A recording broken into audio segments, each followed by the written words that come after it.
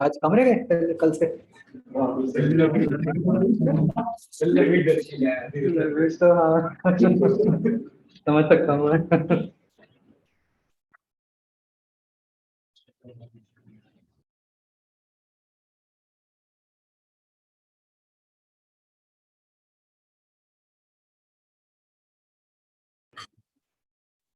हाँ जी बजाओ। Good morning everyone.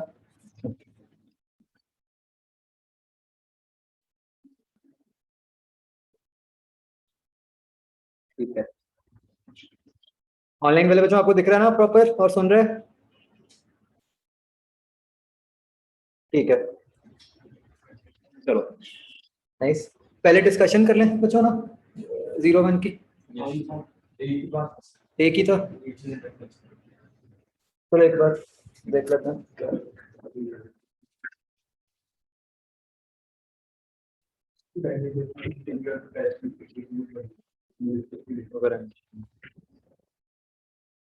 अभी तो पैसेज की थी नहीं क्या?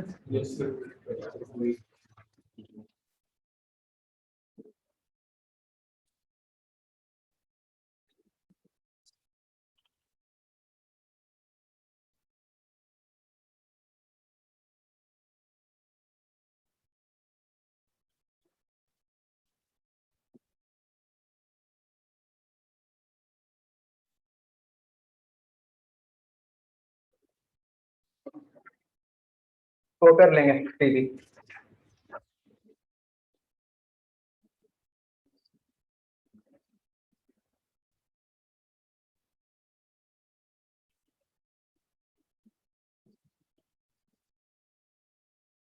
ये कुछ तो चक्कर है, हमारी क्लास में मेरी तो पीडीएफ ही नहीं खुलती। रुक जाओ आगे बढ़ते हैं अभी, ठीक है चेक करते हैं।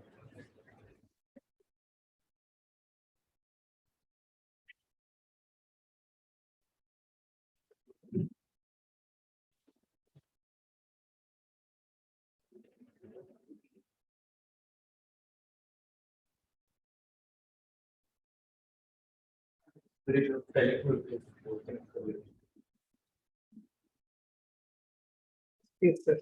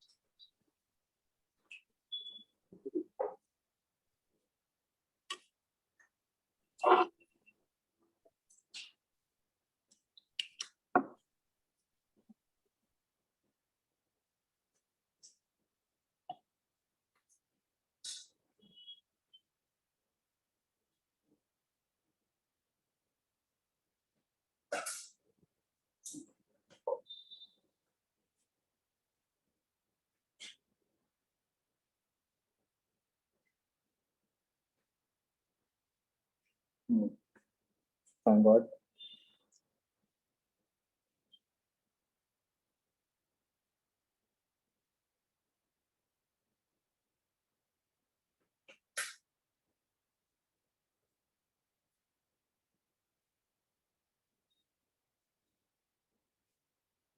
ओके अच्छा जो क्वेश्चन था, एक मिनट में वो क्वेश्चन आपको ड्रॉ दिखाना।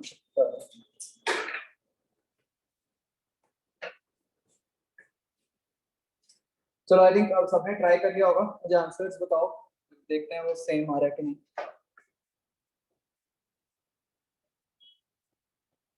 जो उसका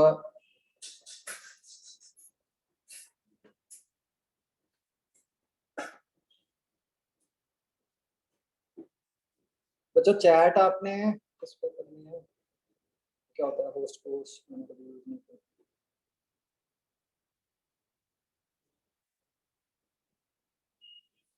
पोस्ट पे जिस पे ऑडियो नहीं है, ठीक है।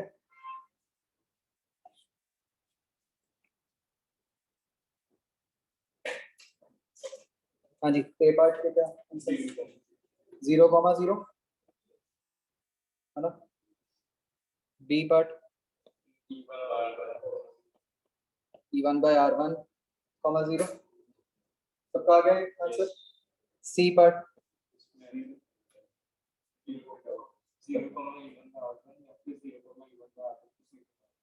देख लेते हैं। सी पार्ट का आएगा 0, E,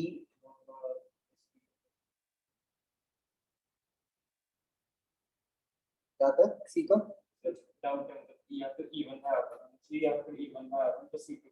चलो सी देखते हैं अभी, ठीक है, डिस्कस कर लेते हैं। और डी 0,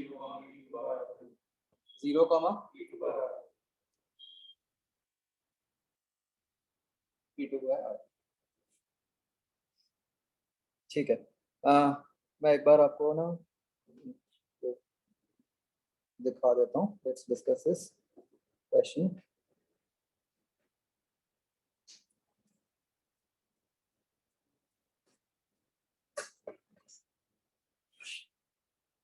तो ये क्वेश्चन था, राइट।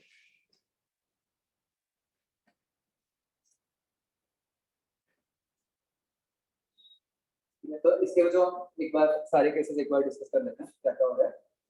देखो सबसे पहले तो अगर हम पहले केस की बात करें, पहले केस में हम कह रहे हैं कि K1 K2 क्लोज है, ठीक है। तो सिर्फ लेफ्ट वाला सर्किट बनेगा, ठीक है ना। अगर लेफ्ट वाले सर्किट में हम बात करेंगे तो obviously inductor will behave like both these inductors L1 L2 will behave like broken wires. तो उससे क्या होगा, कोई करंट नहीं फ्लो करेगा R1 R2 दोनों में, ठीक है। तो पहले का आंसर तो 0 0 आ गया। अब दूसरा क्वेश्चन था just before t equal to t1 का मतलब है वही लॉन्ग टाइम, तो उससे जस्ट पहले मतलब स्टेडी स्टेट जब आ जाएगी, तो स्टेडी स्टेट जब आ जाएगी तो inductor will behave like a straight wire. तो लेफ्ट साइड वाला जो है वो लूप बन गया, उसमें करंट फ्लो करेगा T1/R1।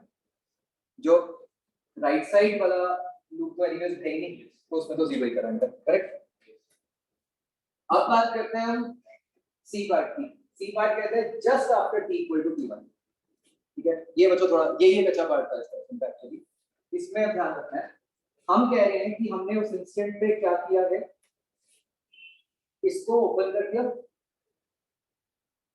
K1 को, K3 क्लोज कर दिया। मतलब जो राइट साइड वाला सर्किट है अब वो कंप्लीट हो गया, राइट साइड वाला लूप, लेफ्ट साइड वाला लूप ब्रेक हो गया, करेक्ट। K2 क्लोज रखा हुआ हमने, ठीक है। अब सोचो ध्यान से क्या होगा इस इंस्टेंट पे। जो इंडक्टर है, जो L2 इंडक्टर है, उसमें तो उस इंस्टेंट पे वही करंट रहेगा, वो तो अपने थ्रू सडन चेंज नहीं होने देगा, ठीक है। तो तो उस इंस्टेंट पे मतलब जो राइट साइड वाला लूप है उसमें कितना करंट फ्लो करेगा, E1/R1 ही फ्लो। ये बात समझ आई, यही एक थोड़ा ध्यान रखना था। सबको क्लियर हो गया है बच्चों,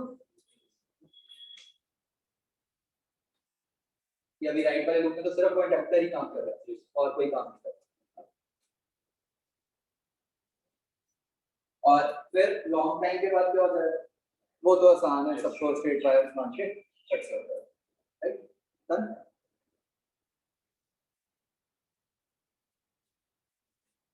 सो आई बिलीव सबको पार्ट क्लियर हो गया बिल्कुल।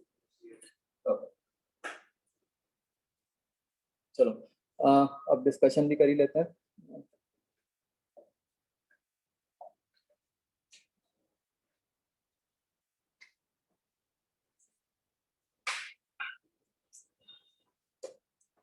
कौन सा पार्ट जो रहता था, क्या था?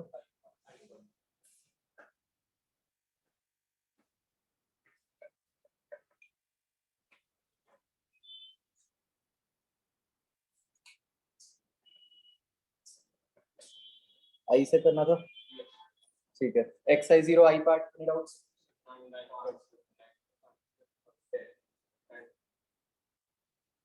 नाइन्थ का आंसर नहीं आता?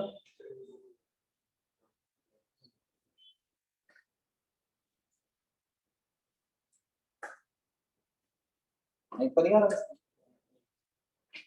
क्या आता है आंसर नाइन्थ का?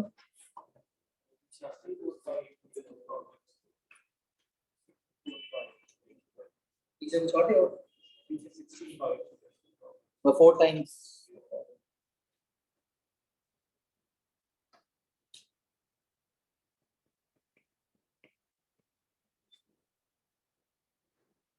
ये आता है बच्चों नाइन्थ का, सबका यही है। और 10th का डी आएगा।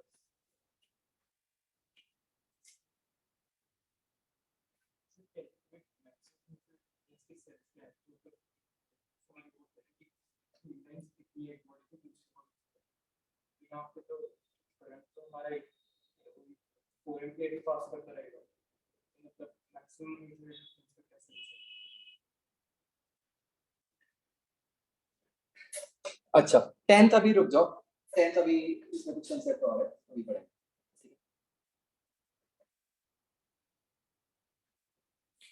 मतलब 10th में आप देख लो, it involves some relation between self inductance and mutual inductance, वो भी पढ़ना है। 10th अभी नहीं होगा, ठीक है। 9th का आंसर 64 पाई इंटू 10⁻⁴ है।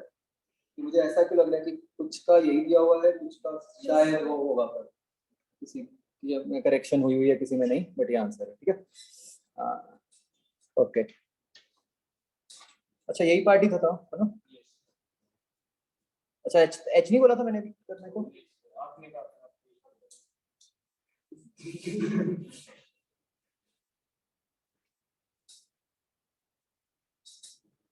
अभी ना सेटिंग के लिए हुई है थोड़ी।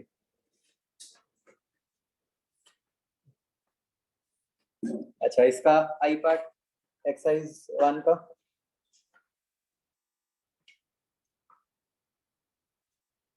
Any doubt?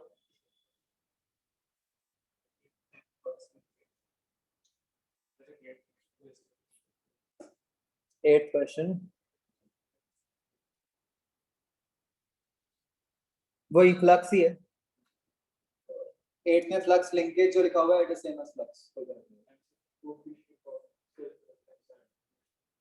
वो अभी पढ़ना है। वो है कोई?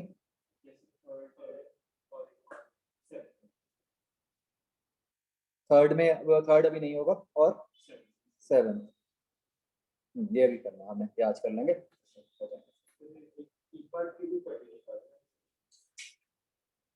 देख लेते हैं ये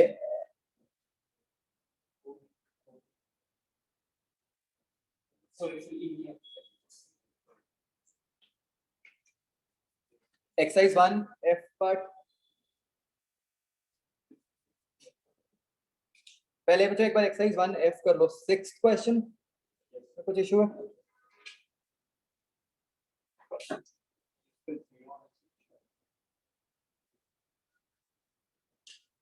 हाँ 6th में आई थिंक प्रॉब्लम ये है कि वो जो रॉड है वो इनटू द प्लेन रोटेट कर रही है। फिगर से ऐसा लग रहा है कि वो ऐसे कर रही है, फील्ड लाइंस भी अंदर को है और रॉड भी ऐसे कर रही है, तो सीधी आ जाएगा। अगर फील्ड लाइंस आप अंदर को मानोगे और रॉड ऐसे मानोगे, फिर जो आंसर उन्होंने दिया वो आ जाएगा। सही कह रहा हूँ ना? यही है ना? फील्ड लाइंस इन्होंने जो दिखाई है वो इनटू द प्लेन दिखाई है। अगर तो आप ये मानते हो कि जो रॉड है वो ऐसे रोटेट कर रही है, फिर तो कोई फील्ड लाइंस कटी नहीं, इस फिगर से लग भी ऐसी है एरो से, ये रॉड इनटू द प्लेन जा रही है, तो आंसर 0 ही आ गया है ना? और अगर आप ये मानते हो कि rod in the plane rotate कर रही है, फिर आपका स्टैंडर्ड केस, और आई थिंक आंसर जो है ये इस वाले केस के हिसाब से है ना। ये डाउट है ना बच्चों? तो ये एरो का साइन ठीक कर लेते हैं।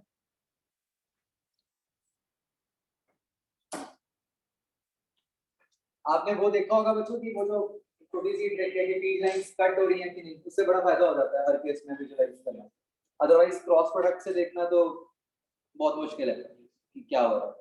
जैसे यहाँ भी कट से पता चल जाता है कि अगर इनटू द प्लेन जा रही होती रॉड तो क्या होता, जीरो ही होता।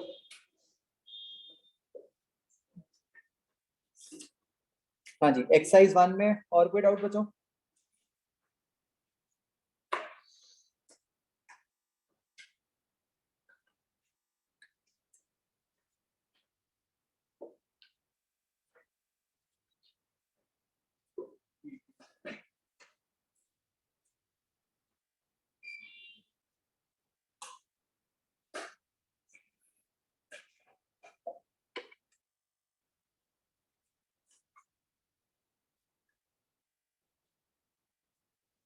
Exercise 1 is done, F part.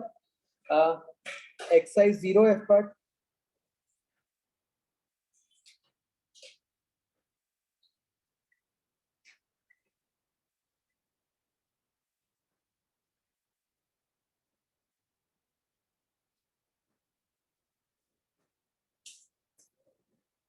क्या 5th 6th का आंसर ऑपोजिट दिया हुआ है?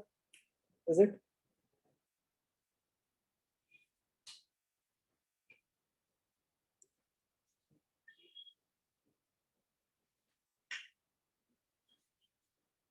एक मिनट सर, पार्ट आई में, अच्छा ये देख लो वो अगेन फर्क होगा। 5th का डी है, 6th का बी है।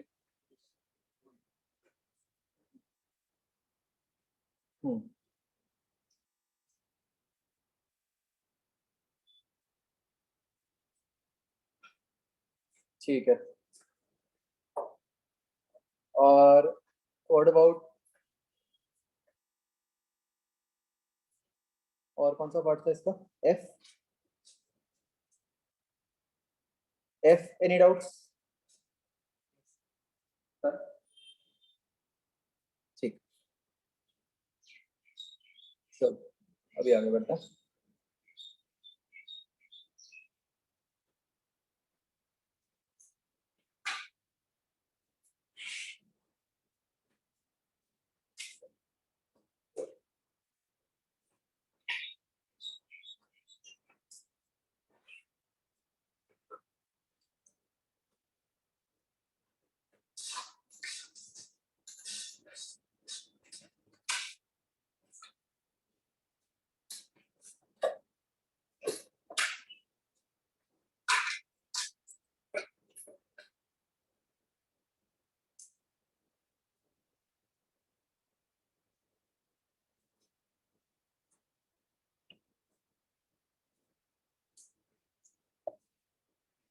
अच्छा, नेक्स्ट हम बात करते हैं कॉम्बिनेशन ऑफ इंडक्टर्स की।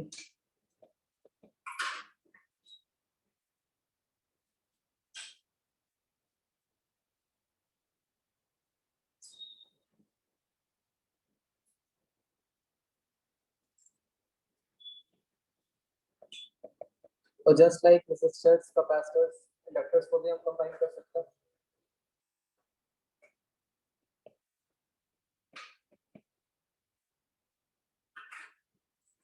Two methods, one is series, right?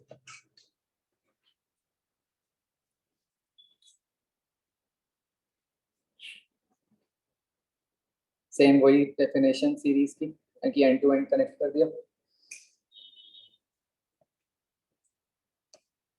तो L जो है वो बन गया L1 plus L2 plus so on, right.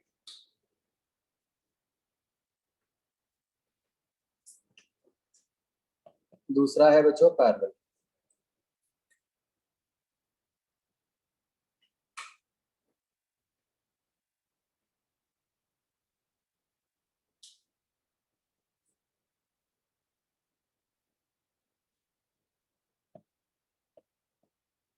तो इसमें आपका वो दूसरा रिजल्ट लग गया ना, पैरेलल वाला 1/L is equal to 1/L1 plus 1/L2।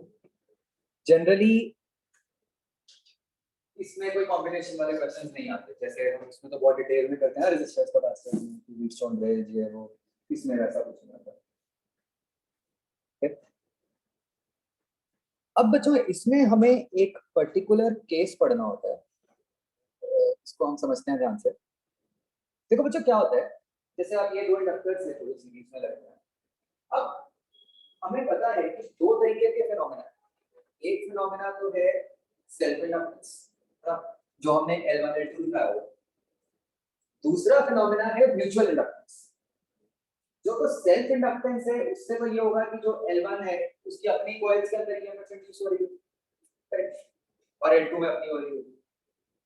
Now it is also possible कि अगर L1 L2 अपने बहुत पास रखे हुए हैं तो L1 के कारण जो L1 में करंट चेंज हो रहा है तो वो L2 को भी इन्फ्लुएंस करे, तो वो कौन सा फिनोमेना होगा? म्यूचुअल। तो इन रियलिटी सेल्फ और म्यूचुअल दोनों इन्वॉल्व होते हैं until and unless आपने सिर्फ एक आइसोलेटेड इंडक्टर ही लिया हुआ तब तो चलो सिर्फ सेल्फ चलता रहेगा, अदरवाइज हमेशा सेल्फ और म्यूचुअल दोनों इन्वॉल्व है। ठीक है, तो ये जो टॉपिक है ये फिलहाल मतलब ये है सिर्फ सिलेबस में जेईई मेंस के या नीट में आ सकता है, एडवांस में नहीं आएगा कि मतलब असली में तो फिर उसके बहुत सारे केसेस बन जाते हैं कि म्यूचुअल कितना आएगा सेल्फ कितना आएगा। ठीक है, हम उसका एक बहुत सिंपल सी फॉर्म में पढ़ते हैं। उसमें क्या है कि मतलब what we are trying to say is कि अगर ऐसा कुछ है तो पहले से जो फील्ड लाइंस बनी वो दूसरे तक जा रही हैं।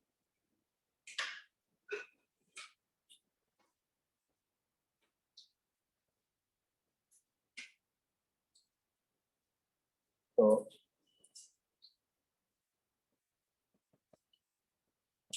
if inductors are close to each other,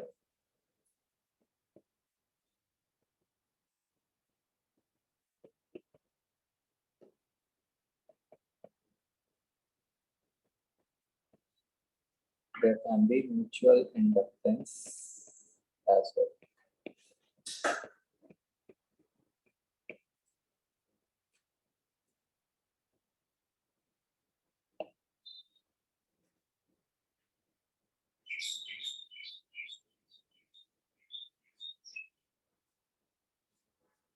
अब बच्चों इसके भी दो केस बनते हैं, देखो कैसे।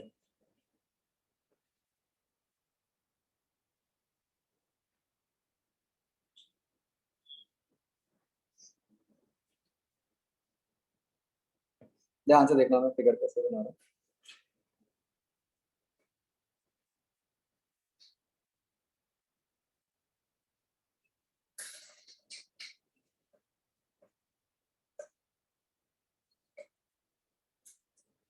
इस केस में ना फिगर को बहुत ध्यान से देखना होता है।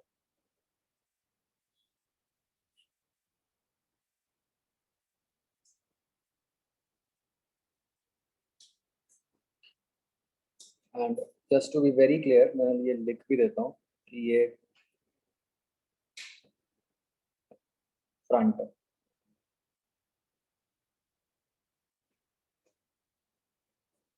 मतलब जो अगर आप ध्यान से देखो तो जो कॉइल्स का अरेंजमेंट है लेफ्ट साइड वाली कॉइल में भी जो करंट पीछे को जा रहा है वो आगे आपकी तरफ है वो वाला पार्ट, और राइट साइड वाली कॉइल में भी जो करंट पीछे को जा रहा है वो आपकी तरफ है। समझ आ गया? दोनों कॉइल्स में करंट ऐसे हो जाती है।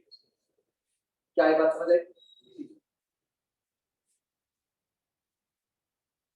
तो इसमें बेसिकली क्या हो रहा है कि जब दोनों के थ्रू करंट फ्लो करेगा तो दोनों में जो बी की डायरेक्शन है अब ध्यान से देखो वो सेम होगी,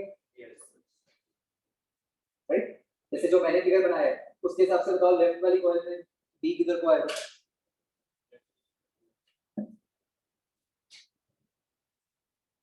बोलो भाई, वरुण, आशीष।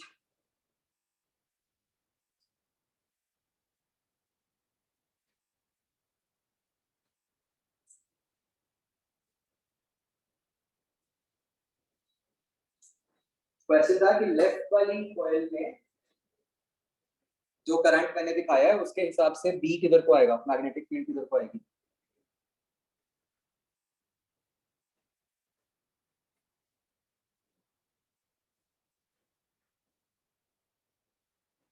एक करंट इनटू द प्लेन जा रहा है, जो ब्लू एरो दिख रहा है वो आपकी तरफ है, तो लेफ्ट को आएगा है ना। बिल्कुल सिमिलरली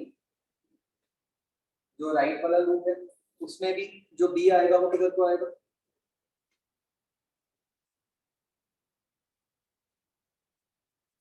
लेफ्ट को ही आएगा। तो इस केस में क्या हो रहा है कि दोनों एक दूसरे को सपोर्ट कर रहे हैं, तो हमें ये देखना पड़ता है, ठीक है। मतलब हम ऐसे कहेंगे कि अगर तो दोनों में बी की डायरेक्शन सेम है,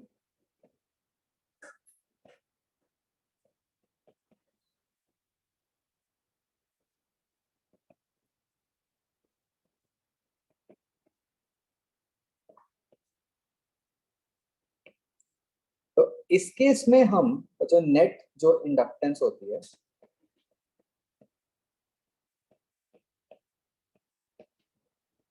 उसको हम कहते हैं L1 प्लस L2। ये तो सीरीज से आना ही चाहिए था एनीवेज ना। साथ में एक और टर्म आ जाती है जिसको हम कहते हैं 2k रूट L1 L2। ठीक है, कहाँ से आई कैसे आई हम नहीं निकाल सकते, ठीक है। इस k को हम कहते हैं एज कपलिंग कांस्टेंट।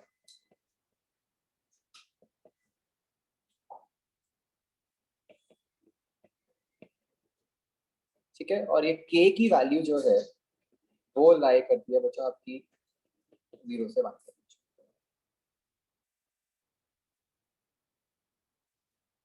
ठीक है, तो क्लियरली इसके हिसाब से बच्चों मैक्स इंडक्टेंस क्या होगी अगर आपने दो कॉइल्स को रखा हो पास पास, मतलब वो K1 हो जाएगा है ना।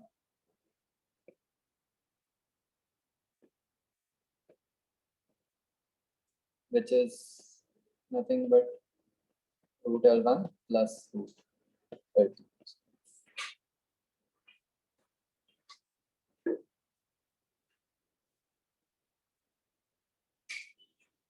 तो जो दो क्वेश्चन डाउट थे दोनों हो गए। आपके एक क्वेश्चन में था कपलिंग कांस्टेंट है ना, दूसरा क्वेश्चन था मैक्स इंडक्टेंस।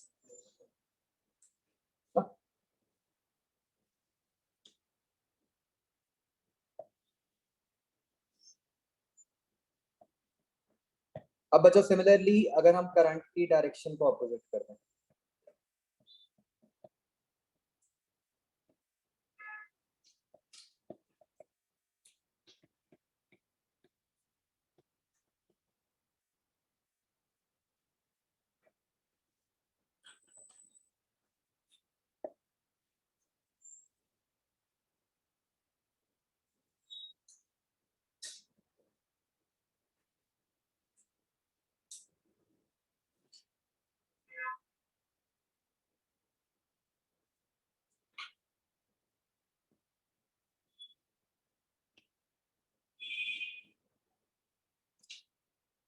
अगेन बच्चों जो मैंने एरोज दिखाए हैं वो वाले हैं जो आपकी तरफ है, ठीक है। तो क्लियरली आपको दिख रहा है कि जो लेफ्ट साइड वाला लूप है उसमें मैग्नेटिक फील्ड किधर को है,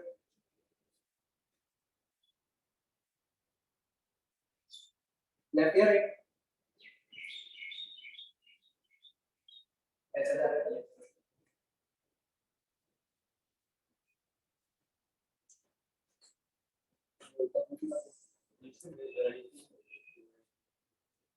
नहीं अगर ये पार्ट आपकी तरफ है फ्रंट वाला तो लेफ्ट को भी उसके हिसाब से भी, और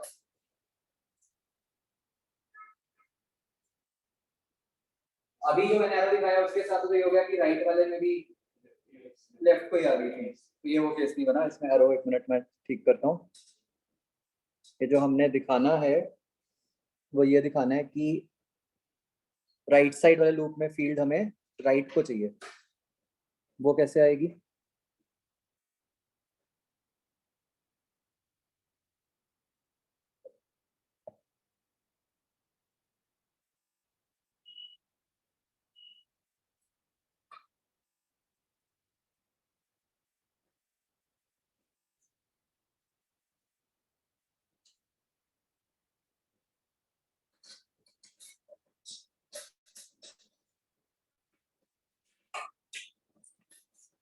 अब हो गया ना सर? तो फिगर को बहुत ध्यान से देखना पड़ता है। ऑब्वियसली क्वेश्चन में आपको लिख के नहीं आएगा, एरोज बन के नहीं आएंगे, आपको जो दोनों कॉइल्स हैं उनको बहुत ध्यान से देख के ऑब्जर्व करना पड़ता है कि बी की डायरेक्शन सेम आ रही है या अलग आ रही है। ठीक है, सबको क्लियर हो गया ना? इस केस में बी अलग अलग है दोनों। तो इस केस में बच्चों जो नेट बन जाता है वो बन जाता है L1 प्लस L2 माइनस 2 के रूट L1।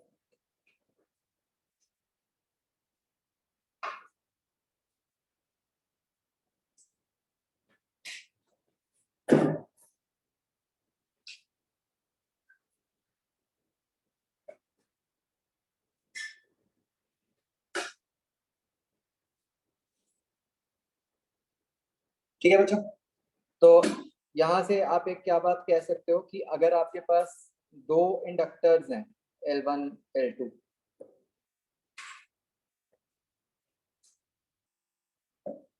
ना, तो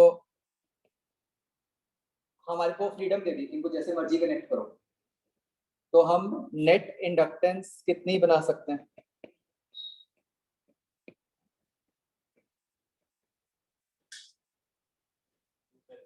मतलब अगर ऑप्शंस हो कि क्या क्या पॉसिबिलिटीज हैं, एक है L1 प्लस L2, एक है less than L1 plus L2, एक है greater than L1 plus L2, है ना, एक है ऑल।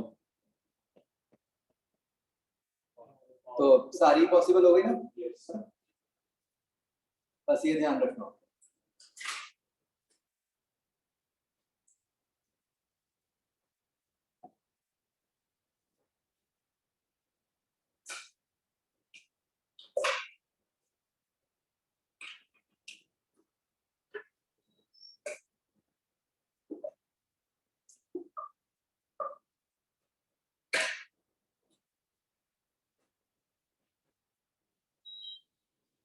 That one.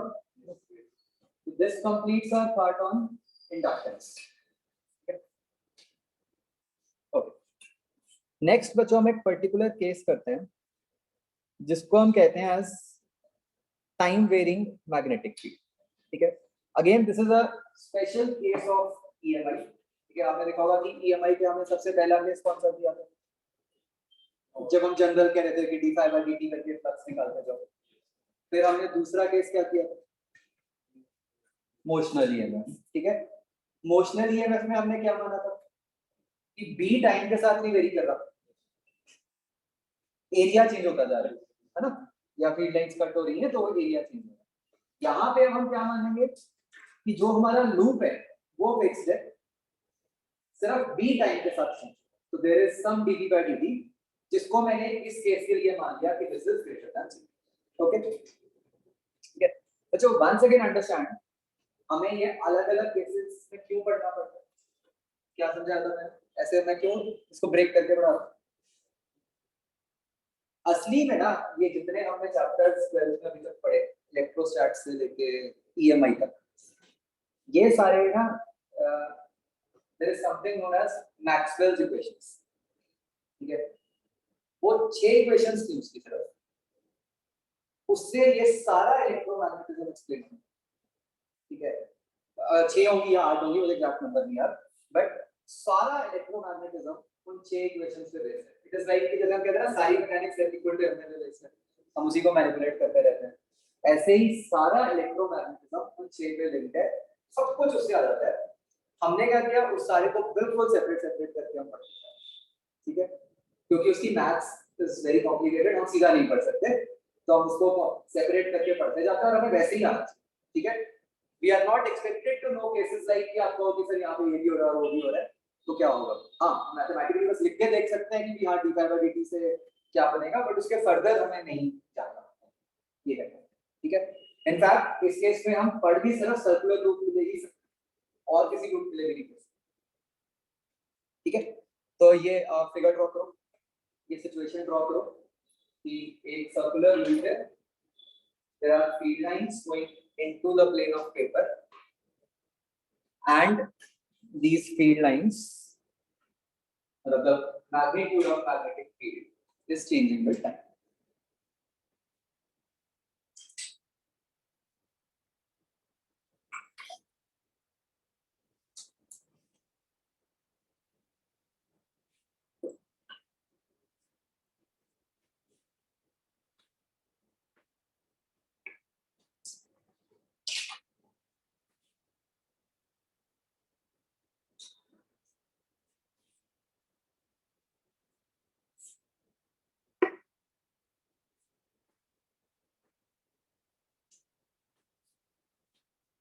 ठीक है, तो बच्चों इस केस में कुछ पर्टिकुलर प्रॉपर्टी है जो हमें पढ़नी है।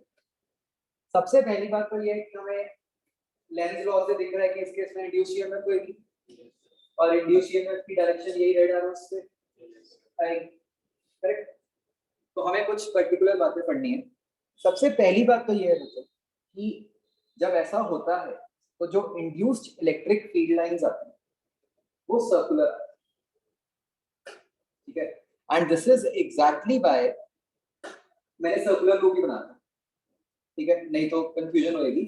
हम आगे देखेंगे अगर थोड़ा सा डिफरेंट हो तो क्या करते हैं, पर इसलिए मैंने भी जान के ऐसे बनाया कि जो फील्ड लाइंस है वो सॉर्ट ऑफ उसके साथ मैच ही करते लूप के साथ। तो ये फर्स्ट प्रॉपर्टी है जो हमें बतानी चाहिए कि induced field lines are circular, ठीक है।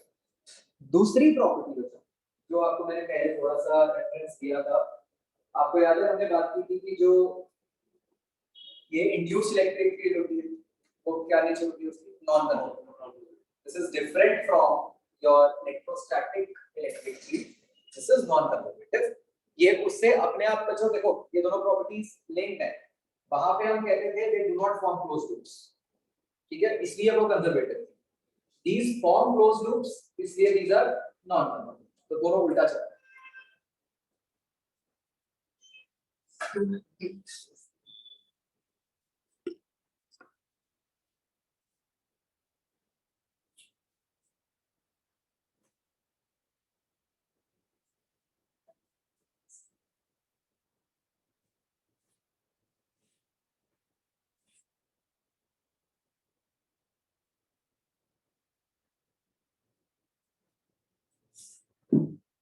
ठीक है, तो ये अगली प्रॉपर्टी लिखेंगे, they have different properties and these are non conductive।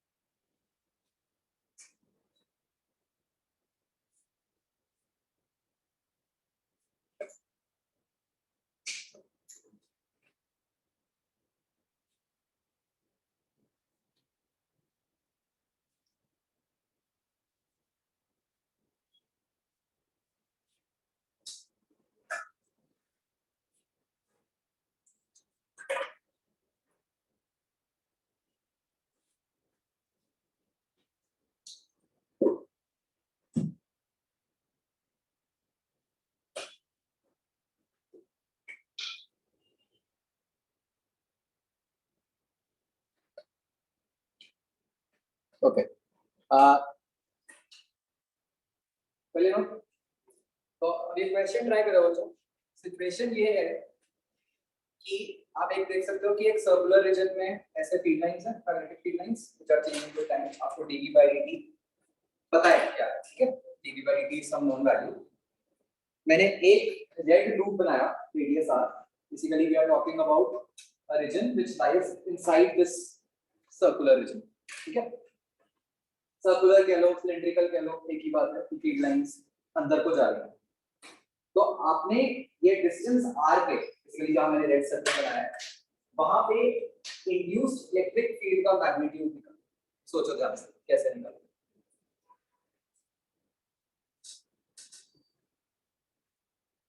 Lenz law से आप उसकी डायरेक्शन भी निकाल लो, राइट, और उसका मैग्नीट्यूड भी निकालो।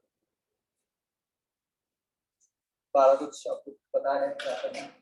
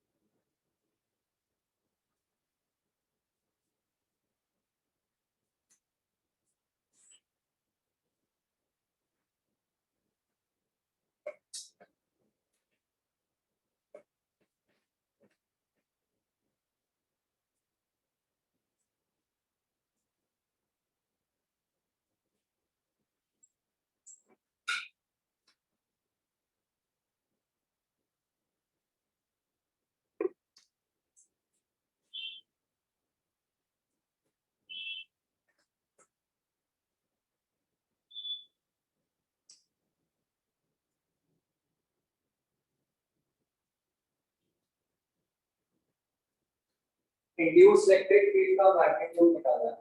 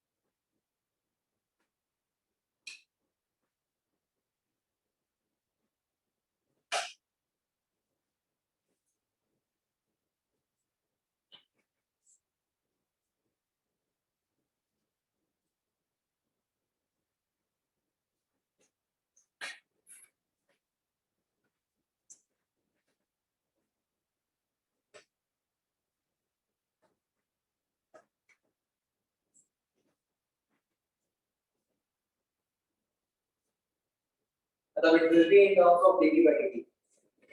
डिग्री बाय डिग्री आपको गिवन है।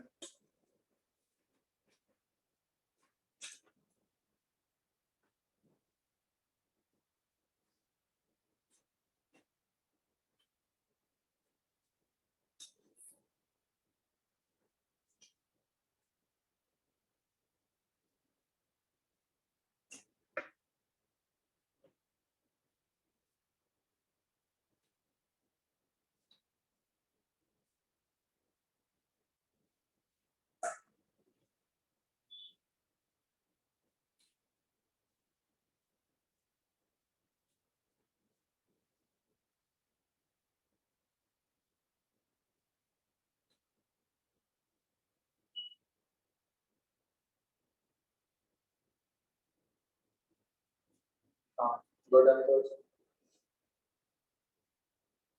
तो थोड़ा सा आपको फील्ड निकालनी है, सारा कुछ पता है, क्या मुश्किल है? डिस्टेंस स्मॉलर पे निकालनी है, वही पूछा है। यस, वो वेरिएबल फील्ड है।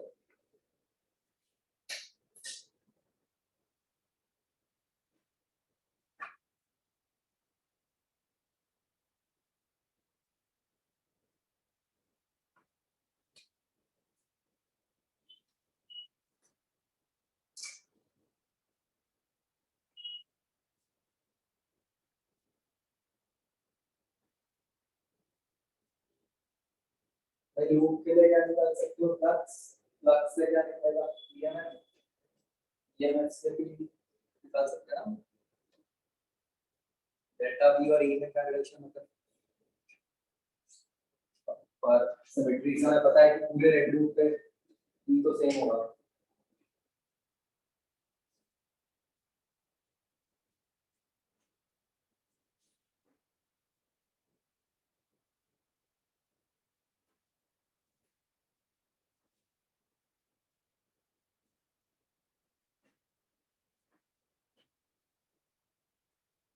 हाँ गुड वरुण।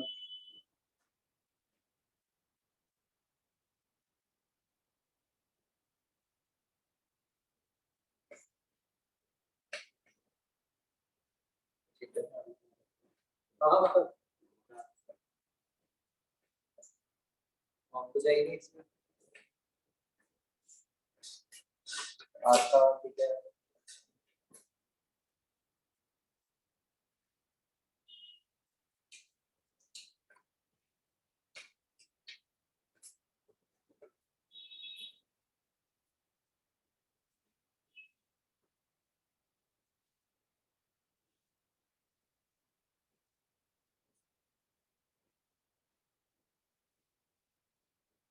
हेलो भाई, बात होती है।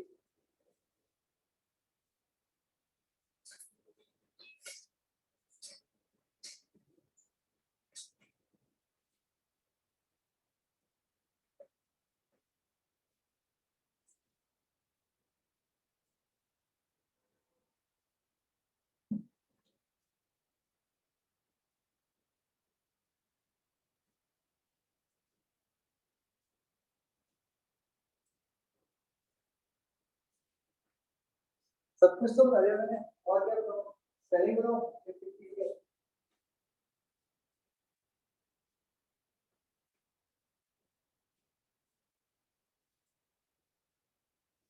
निष्ठा सेलिंग स्टेट कुछ देखो।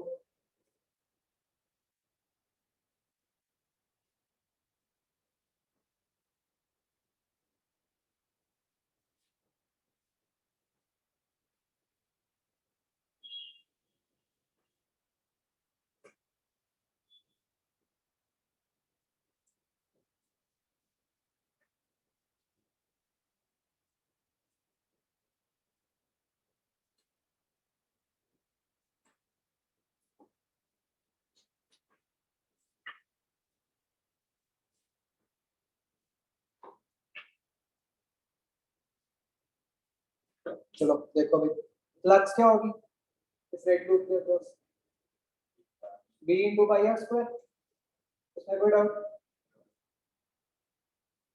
फिर इससे ईएमएफ क्या होगी, d pi by d t. आज तो मैंने आपको कहा कि फिक्स्ड है ना, इसी के लिए निकाल रहा हूँ, तो वो क्या बन गया, pi r square d p by d t. ठीक है, माइनस हमने भी लगाया हुआ है, बट हमें पता है ऑब्वियसली लेंस लॉ के हिसाब से साइन आ जाएगा।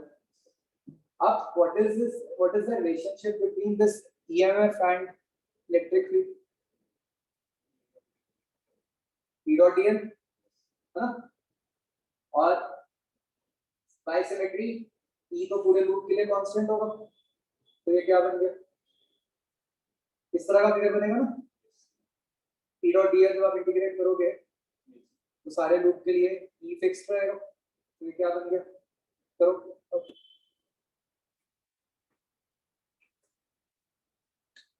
ये क्या बन जाएगा, E into two pi r, तो यहाँ से आपके पास ई निकला है।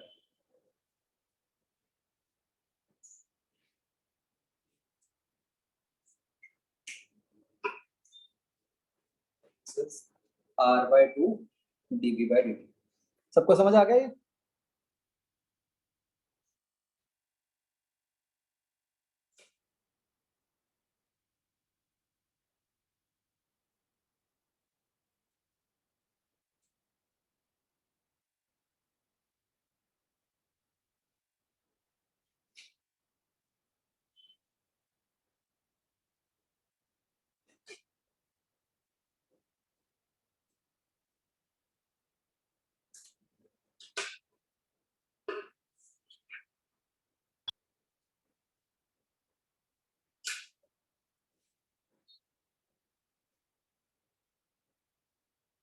Done?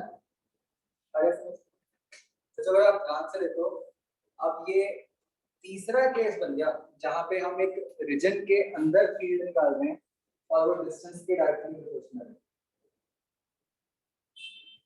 यहाँ पे हम बनाते सर्कल ही है। सोचो कैसे? सबसे पहला केस कौन सा? यूनिफॉर्म चार्ज पे उसके अंदर इलेक्ट्रिक फील्ड, करेक्ट? फिर अगला बताओ, यूनिफॉर्म वायर, उसके अंदर मैग्नेटिक फील्ड। फिगर तो उसका भी ऑलमोस्ट वैसे ही था सर्कल, उसमें भी मैग्नेटिक फील्ड आर के प्रोपोर्शनल है। और अब ये तीसरा केस है चेंजिंग मैग्नेटिक फील्ड। यहाँ पर भी जो आपका जितने रीजन में फील्ड है उसके अंदर जो इलेक्ट्रिक फील्ड आई है वो आर के, राइट? Clear to all? अब बिल्कुल इसी तरीके से बच्चों find electric field outside that region, मतलब मतलब consider small r to be greater than capital R. आपको गिवन है कैपिटल आर, मतलब ऐसे।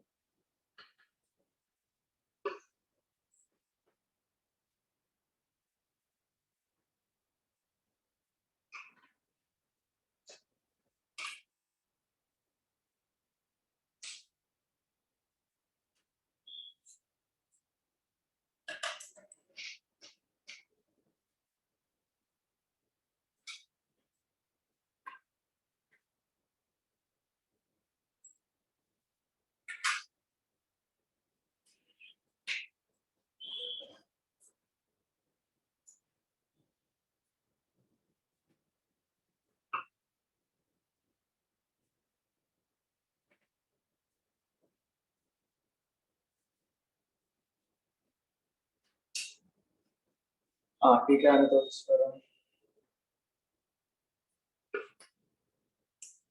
कौन सा है आपको बताइए, आपको एग्जैक्टली क्या करना है?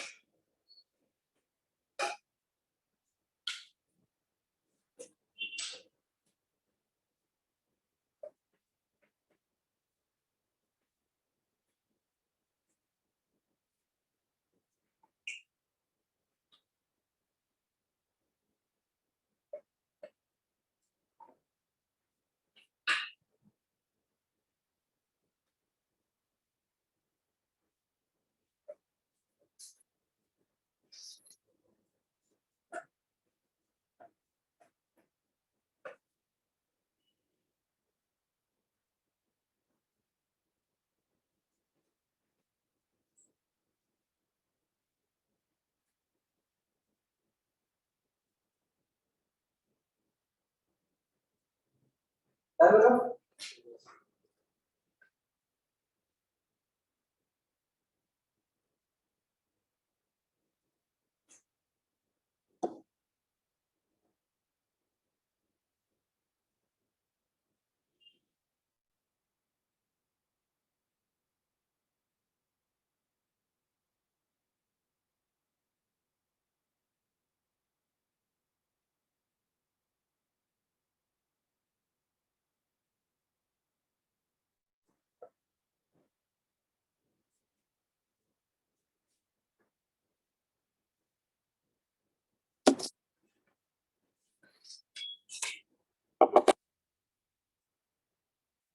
ये ऐसा r square by 2 r dv by dt बच्चों, है ना?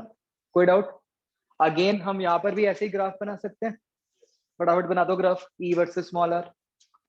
और इनफैक्ट मैंने आपको 3 बोले थे बच्चों केसेस, चौथा मैं भूल गया था, क्लास 11 ग्रेविटेशन, उसमें भी तो ऐसा ही है बिल्कुल सारा कुछ।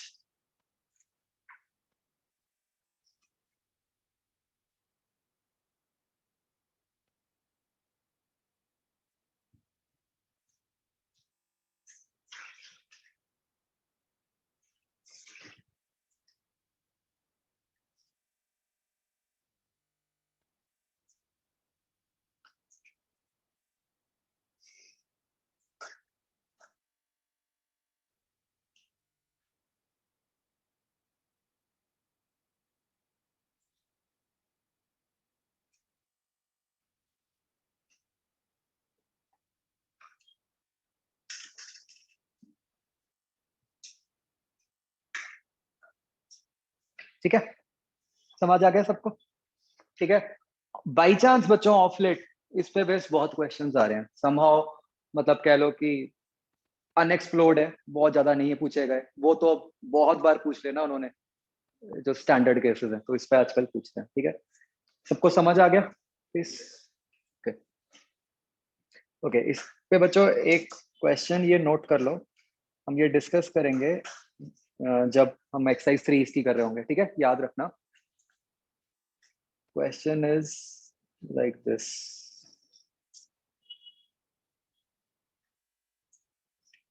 similar situation, एक circular region,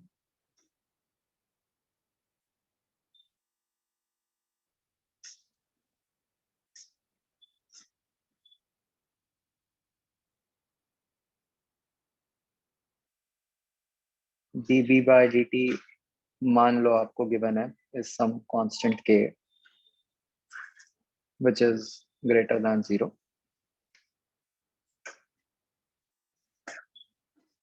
मैं बच्चों 2 पॉइंट्स लेता हूं इसके ऊपर, a एंड b, इस लूप के ऊपर।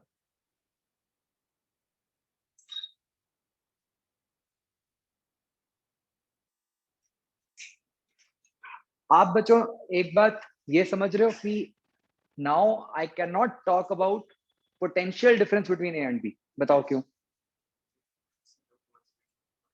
ये तो अब नॉन कंजर्वेटिव है, नॉन कंजर्वेटिव के लिए तो पोटेंशियल डिफरेंस डिफाइंड ही नहीं है ना? So now there is nothing like potential difference. However, I can talk about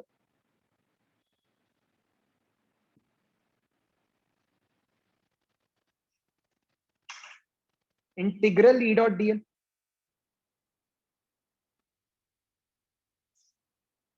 ठीक है, ध्यान से सोचो नॉन कंजर्वेटिव होने से हुआ क्या। लेट से मैं कहता हूं कि मुझे इंटीग्रल E डॉट dl निकालना है a टू b। ठीक है, बहुत ध्यान से सोच के बताओ कि इसके नॉन कंजर्वेटिव होने से क्या इंपैक्ट आएगा इस इंटीग्रल E डॉट dl पे। भाई ये चीज तो आप पहले भी निकालते थे, इंटीग्रल E डॉट dl तो है ना, इलेक्ट्रोस्टैट्स में आम ही निकालते थे। थिंक वेरी केयरफुली, क्या इतना देने से आपका काम चलता है?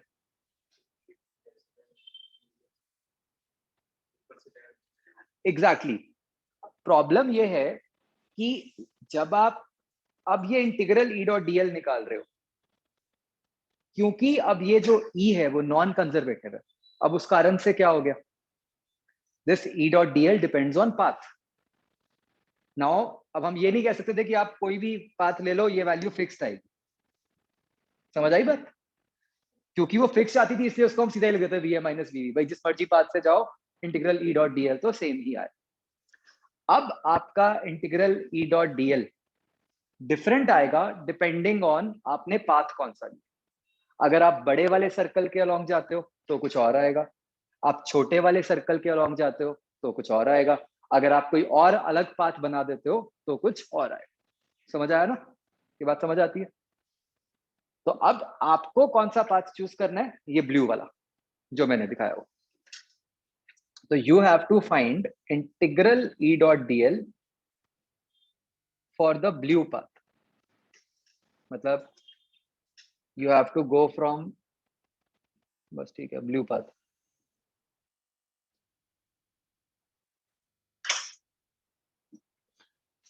ठीक है बच्चों, सॉल्व करने से भी ज्यादा जरूरी ये बात समझना है कि ये पाथ डिपेंडेंट है। ठीक है ना, मतलब अगर ये मैं ना लिखता जो मैंने ब्लू में लिखा है तो ये क्वेश्चन इनकम्प्लीट होता। समझ गए? अभी नहीं, ये घर पे आराम से करना है, मतलब ये जब हम 3 डिस्कस कर रहे होंगे तब मैं कराऊंगा। ठीक है,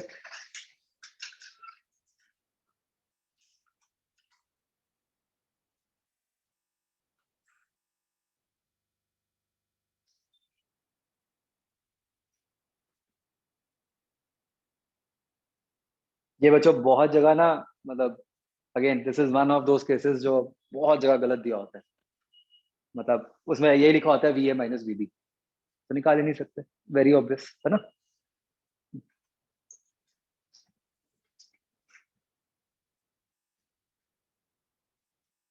हाँ, रेडियस आर गिवन है आपको इस केस में। हाँ, दो चीजें गिवन है, सॉरी। एक तो आपको रेडियस आर गिवन है, और आपको इस रॉड की भी लेंथ गिवन है, ब्लू रॉड की, इसको 2L मान।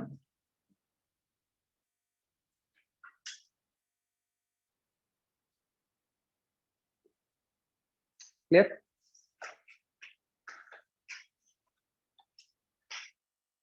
ओके, तो ये छोटा सा टॉपिक था, टाइम वेरिंग मैग्नेटिक फील्ड। आगे बढ़ते हैं।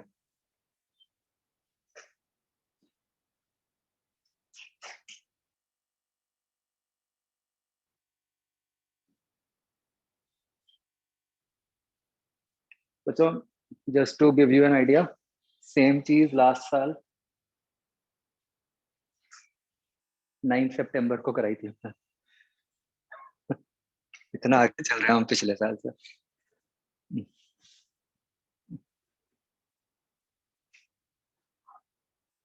तो नेक्स्ट बच्चों टॉपिक है एडी करंट्स। ठीक है, सिचुएशन क्या है, ये एक मेटालिक शीट है। ठीक है, हमने इस मेटालिक शीट को, पतली सी मेटालिक शीट है, हमने इसको एक टाइम वेरिंग मैग्नेटिक फील्ड के अंदर रख दिया। ठीक है, इसीलिए इससे पहले हमने वो टॉपिक किया था टाइम वेरिंग, ऑल्दो उसका कुछ खास यूज नहीं है, बट बस आप सिचुएशन ये समझ लो कि ये B is varying with time, और हमने उसके अंदर इस शीट को रख दिया। ठीक है, एडी करंट्स बच्चों थ्योरेटिकल टॉपिक है, ये आईआईटी के सिलेबस में नहीं है, और जगह आ सकता है। खैर है बिल्कुल ही सिंपल सा, ये फिगर बना लो बच्चों।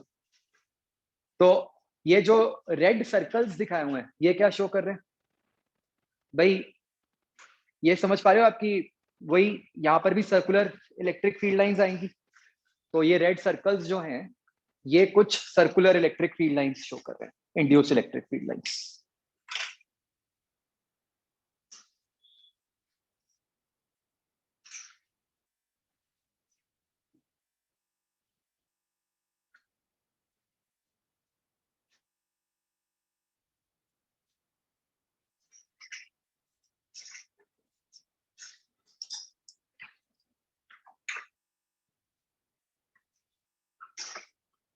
मेटल शीट की शेप का कोई रोल नहीं है, ठीक है ना, वो तो ऐसे ही दिखाया। हाँ, इसको मेटल क्यों लिया है उसका रोल आएगा, वो अब हम भी आगे देखेंगे।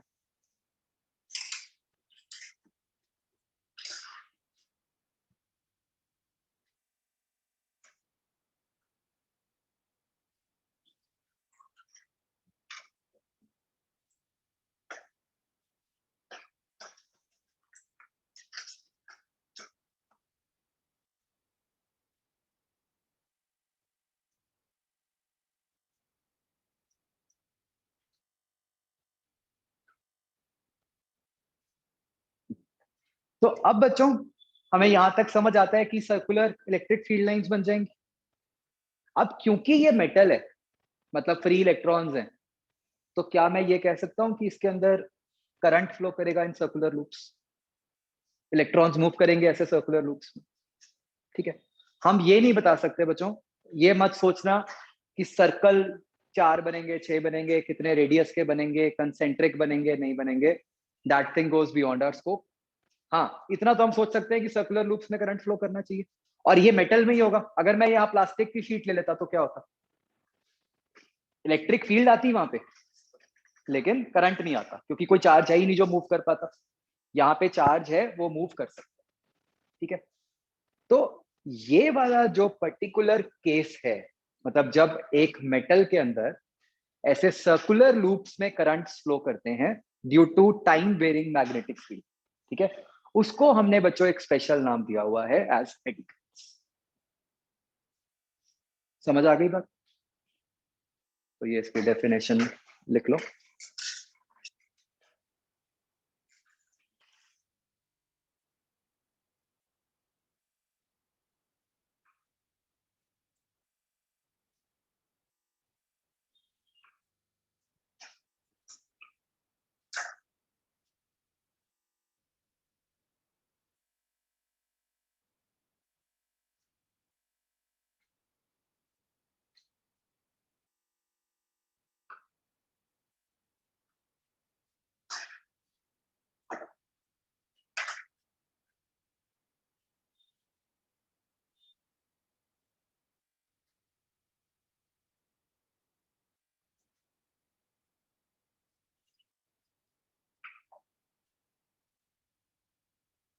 तो अब बच्चों होगा क्या, ये करंट फ्लो कर रहा है तो अगेन वही सारा केस, मेटल ही है तो रेजिस्टर है तो रेजिस्टेंस भी होगी उसकी, तो करंट फ्लो करेगा तो हीट प्रोड्यूस होगी। तो इस एडी करंट के कारण बच्चों इस मेटल शीट के अंदर हीट प्रोड्यूस होती है और एनर्जी लॉस होती है। ठीक है, मतलब ये एक सिंगल मोस्ट सिग्निफिकेंस है ऑफ एडी करंट्स कि it results in energy loss या प्रोडक्शन ऑफ हीट एनर्जी। समझ आ गई बात बच्चों? So therefore there is loss in energy in the form of heat.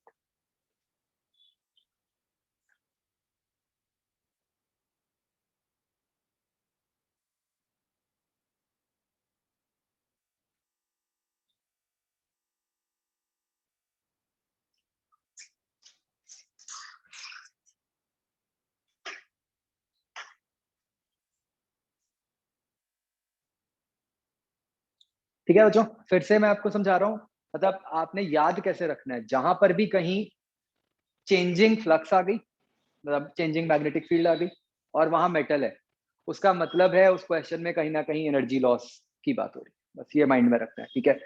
मतलब अपने आप वो क्वेश्चन हो जाएगा और कुछ चाहिए ही नहीं होता। ठीक है, अभी तो हम जो बात करेंगे वो यही करेंगे कि कैसे अलग अलग एग्जांपल्स में एडी करंट्स प्रोड्यूस होते हैं और उसका यूज है।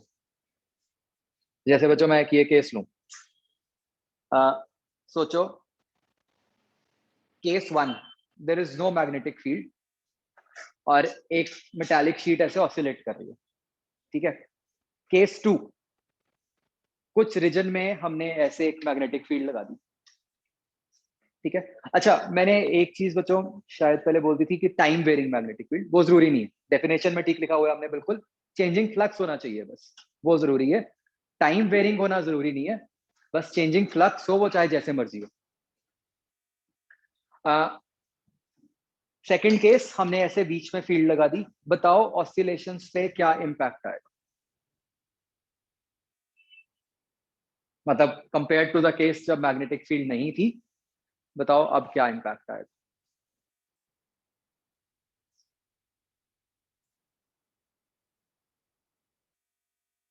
डैम्प हो जाएंगी, है ना? क्यों? जब वो इसके थ्रू पास करेंगे तो वही करंट्स प्रोड्यूस होंगे, तो उस कारण से क्या हो जाएगा, एनर्जी लॉस।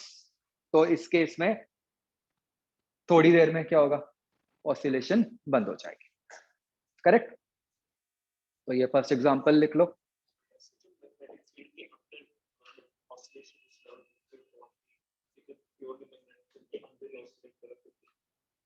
एक थोड़ा सा टाइम होगा, मतलब हाँ एक बात ये भी समझे बच्चों, अगर हम स्ट्रिक्टली बात करें, एडी करंट्स कब प्रोड्यूस हो रहे होंगे, जब वो एंटर कर रहा है मैग्नेटिक फील्ड में और जब वो एग्जिट कर रहा है, वही पुराना केस जो हमने ग्राफ भी बनाया था। जब वो टोटली मैग्नेटिक फील्ड के अंदर है तब तो कोई चेंजिंग फ्लक्स है ही नहीं, तब कुछ नहीं हो रहा, है ना?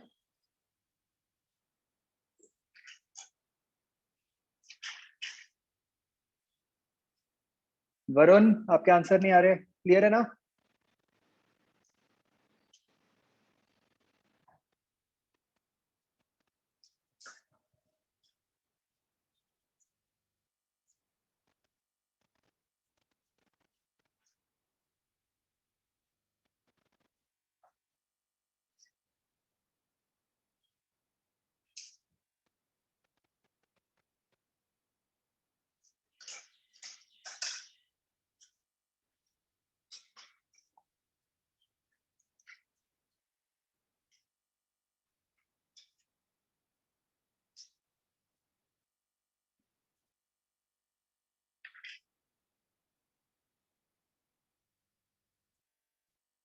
ओके, अब बच्चों इन एडी करंट्स को रिड्यूस करने का क्या तरीका होगा, क्या करें?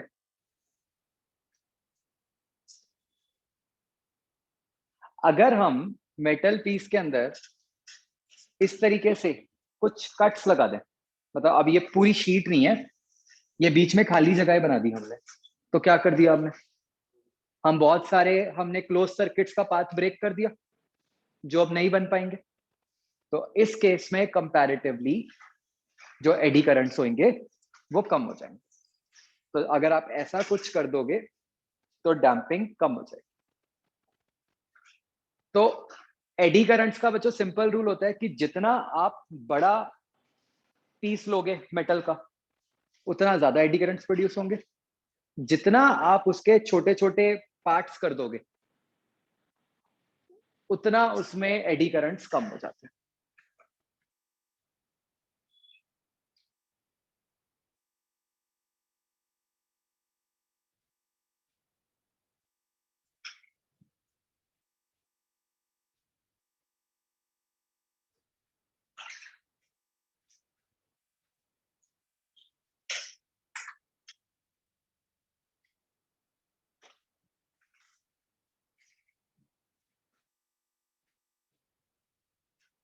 ठीक है।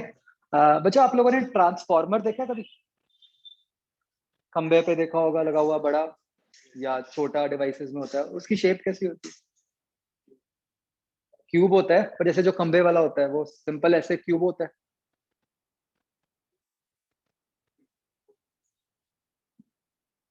वो कुछ ऐसा नहीं होता। मैं 1 मिनट के लिए बस फिगर दिखा रहा हूँ आपको।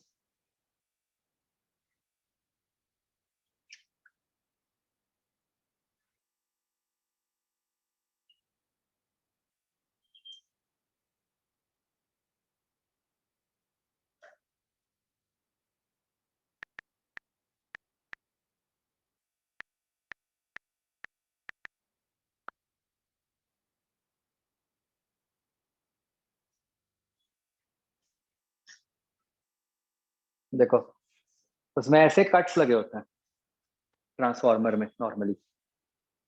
उसका क्या रीजन है? यही सेम। जितना आप इकट्ठा ही पीस लोगे, उतना वो एडी करंट ज्यादा प्रोड्यूस करेगा। जितने उसके अंदर आप ऐसे कट्स लगा दोगे, ठीक है, उतना वो एडी करंट कम हो जाएगा।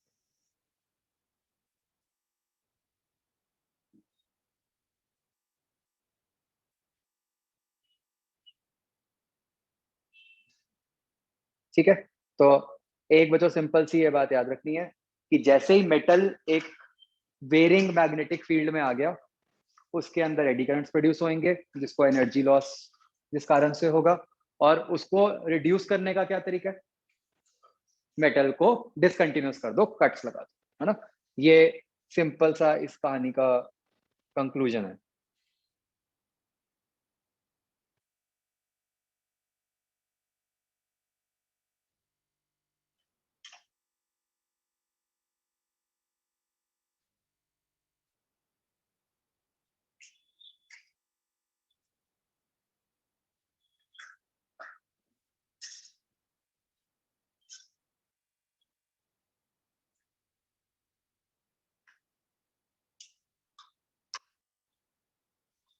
वो जो थ्योरेटिकल टॉपिक है, ठीक है, we can not calculate eddy currents या एनीथिंग। वो कुछ नहीं कर सकते, हमें बस ब्रॉडली पता होना चाहिए कि हाँ ऐसा फिनोमेना होता है।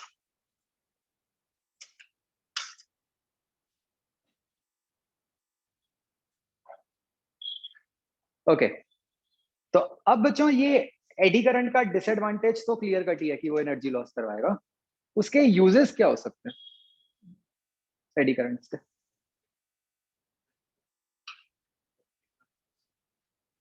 सबसे ऑब्वियस यूज जो समझ आता है वो तो यही है कि जहां पे हीट एनर्जी चाहिए, मतलब हीटर, है ना। जिस मर्जी लेवल के हीटर की बात करें हम, तो अगर आपने मतलब टर्म सुनी हो, एक हम कहते हैं इंडक्शन फर्नेस।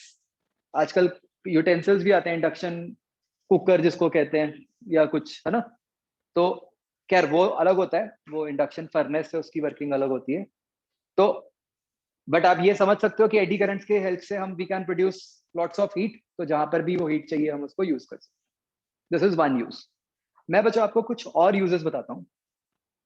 आपको याद होगा, हमने कहीं पे तो लिखा था, किसी एप्लीकेशन में मैगलेव लिखा था हमने। वो कहाँ लिखा था? कहाँ पे हमने कहा था? इलेक्ट्रोमैग्नेट्स में लिखा था ना, कि इलेक्ट्रोमैग्नेट्स को यूज करते हैं हम इन मैग्नेटिक ट्रेन्स।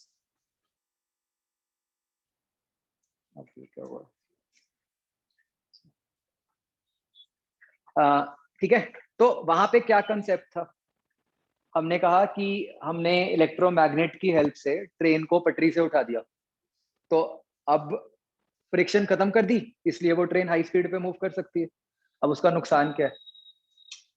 अगर फ्रिक्शन खत्म कर दी तो रोकोगे कैसे उस ट्रेन को? रोकना भी तो है, ठीक है। तो उसको रोकने के लिए वी यूज एडी करंट्स, क्योंकि मैग्नेट तो आ ही गया पहले ही, ठीक है। तो अब मुझे एग्जैक्टली नहीं पता क्या वर्किंग है, but just imagine something like कि कहीं पे कोई मेटल लगाया हुआ है उस ट्रेन के ऊपर या कुछ, तो जहां स्टेशन आया लेट से, तो जब स्टेशन आया तो अगर बहुत सारे वहां एडी करंट्स प्रोड्यूस हो गए तो क्या होगा? एनर्जी लॉस हो जाएगा, तो वो ट्रेन वहां पे रुक सकती है। मैं बहुत ही ब्रॉडली आपको बता रहा हूँ कि इस तरीके से हम वहां पे यूज करते हैं, मतलब ये यूज होता है ब्रेकिंग के लिए, ठीक है। दूसरा बच्चों एप्लीकेशन जहां पे हमें डैम्पिंग ही चाहिए होती है, तो बच्चों जैसे आपको याद होगा हमने गैल्वेनोमीटर की वर्किंग पढ़ी थी, है ना? आपको याद है गैल्वेनोमीटर की वर्किंग में हमने क्या बनाया था, क्या वर्किंग थी कि एक वो थी वायर थी जिसको हमने ट्विस्ट किया हुआ था, जिसका हमने टॉर्शन कांस्टेंट लिखा था, और हमने वहां पे उसकी इक्विलिब्रियम कंडीशन लगा दी थी कि C theta is equal to something, ठीक है। तो बच्चों अब स्प्रिंग से कंपेयर करो, अगर आप स्प्रिंग को एकदम कहीं मूव करते हो तो क्या स्प्रिंग जस्ट वहां तक जाता है और रुक जाता है? क्या करता है? ऑसिलेशन करता है, ठीक है। वही प्रॉब्लम वहां पर भी उस वायर की आती है।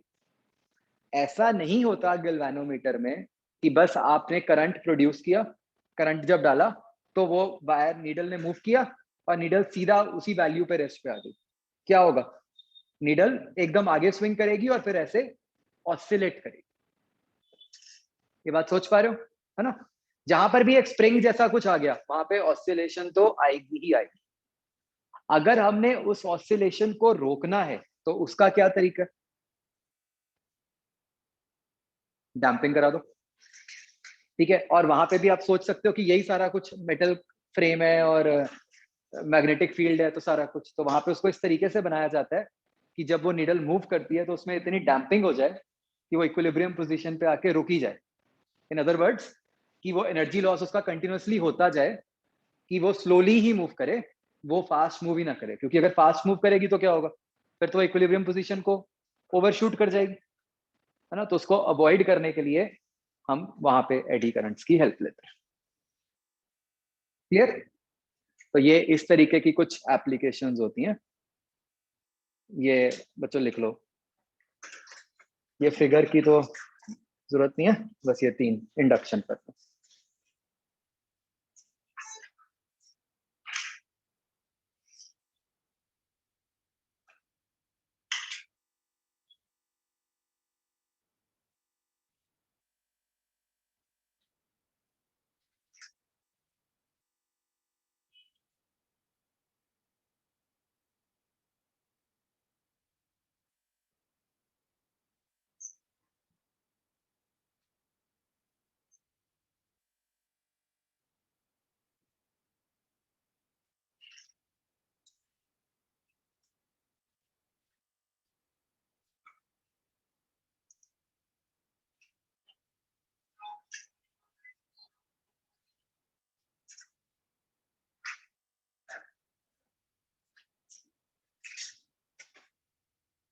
मेडिकल में बच्चों आते हैं थ्योरेटिकल क्वेश्चंस, जैसे अभी 1 आध साल पहले ही आया था कि इंडक्शन फर्नेस, मतलब कि एडी करंट्स के क्या क्या यूजेस हैं, तो उसमें से आपको बताना था।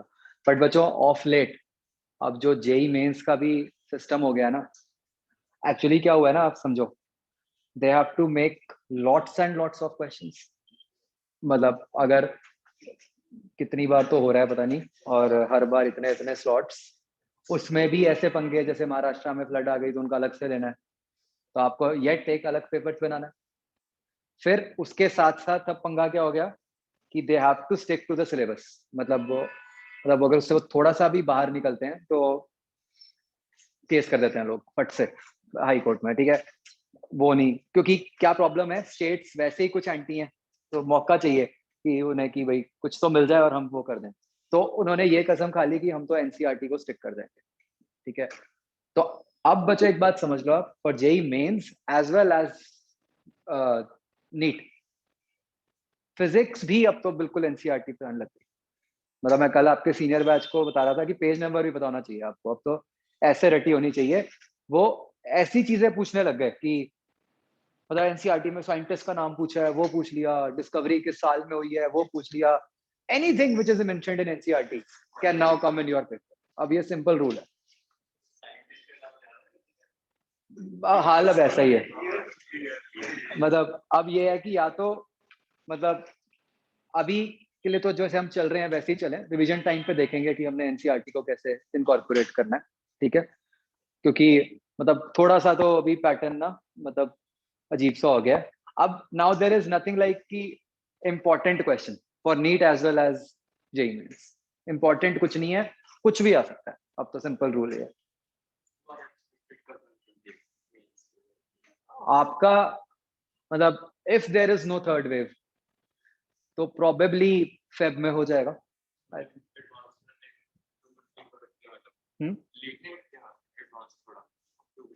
नहीं, मैं मेंस की बात कर रहा हूँ। आपका एडवांस लेट हो जाएगा। अभी जैसे अभी कल ही डेट आई है ना एडवांस की, अक्टूबर में है, मतलब जो आपका सीनियर बैच है आपका, मुझे ऐसा लग रहा है कि मतलब if things be remain fine तो जेई मेंस फेब में हो जाएगा। तो आप ये मान लो कि फेब मार्च अप्रैल में होगा, तो हो सकता है कि जुलाई तक आपका हो जाएगा एडवांस्ड, क्योंकि उनको भी बहुत प्रॉब्लम आती है, उनको भी सेशन शुरू करना होता है। इसीलिए जो सीबीएसई ने नया निकाला इस बार जो सिस्टम सा, वो इसीलिए निकाला है कि भाई सीबीएसई के कारण डिले ना हो, भी जो है पहले ही उसके अकॉर्डिंग होकर रिजल्ट निकल जाए, कि ये नहीं कि पहले सीबीएसई के लिए रुके हुए हैं फिर जेई मेंस के लिए रुके हुए हैं और करते कराते there are too many examinations जिनको उन्हें देखना होता है कि क्लैश भी नहीं होना चाहिए, और करते कराते वो फिर डिले होता रहता है।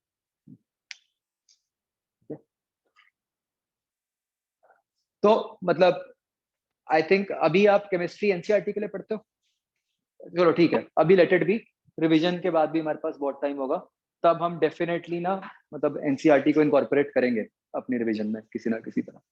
अभी तो ये हमें करना पड़ेगा। एक्चुअली ना प्रॉब्लम हो गई है, मतलब अब मेंस और एडवांस का लेवल ना और ज्यादा दूर हो गया। मतलब मेंस कुछ भी कचरा डालने लग गया और एडवांस बहुत ही मुश्किल डालने लग गया, मतलब अब इतना एक्सट्रीम हो गया।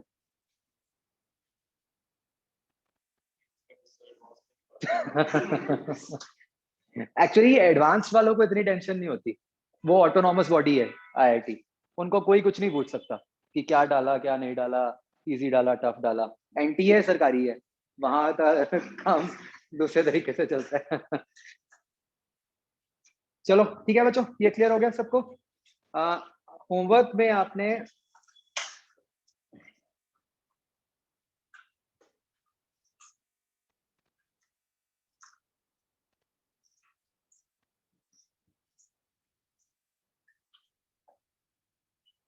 एच पार्ट कर लेना, ठीक है।